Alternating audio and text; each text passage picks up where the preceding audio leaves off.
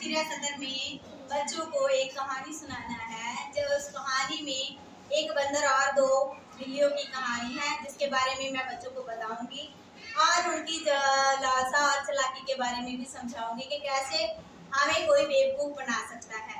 और इस कहानी से बच्चों को बहुत कुछ और भी समझ में आएगा, इसलिए मैं इस कहानी को बच्चों को बड़े ही ध्यानपूर्वक सुनाऊंगी और बच्चों से भी कुछ सवाल जवाब करूंगी जिनके वह बड़ी आसानी से उत्तर दे पाएंगे। इसलिए मैं अपनी क्रिया को अब शुरू करने जा रही हूँ। बच्चों, कैसे हो आप सब? अच्छे हैं, ठीक है। तो आज हम जो क्रिया करने वाले हैं उसमें एक कहानी है जिसमें है एक बंदर और दो बिल्लियाँ। तो इस कहानी में ये होता है कि गांव में दो बिल्लियाँ रहती हैं। वो आपस में बातचीत करती हैं कि हमें एक दूसरे को कहती है कि मुझे भूख लगी है और दूसरी भी कहती है कि मुझे भी भूख लगी है।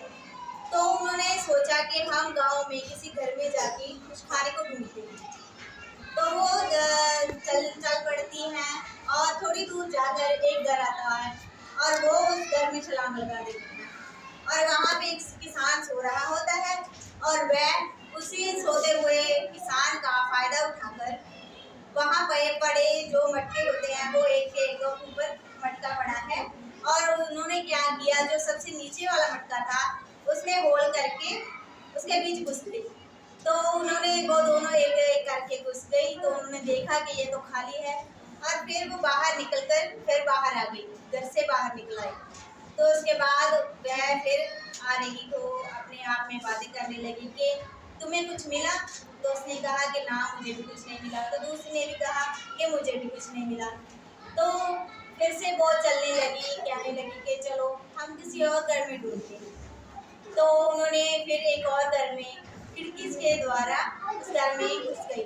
तो उन्होंने देखा कि वहाँ एक मधुमक्खी का मटका लटका हुआ था। पहले वह उस पर चढ़ गई छलांग लगाकर, तो वहाँ वो खाली था, इसलिए उनको कुछ ना मिला। तो फिर उनको एक रोटी मिल गई। तो उन्होंने रोटी को लेकर वहाँ से बाहर आ गई। तो बाहर आकर एक दूसरे में झगड़ने लगी। एक कह रही थी ये रोटी मेरी है और दूसरी कह रही थी ये रोटी मेरी है। तो ऐसे ही वह झगड़ने लग गई। तो वहाँ पे एक दरख्त था, वह दरख्त के नीचे झगड़ रही थी।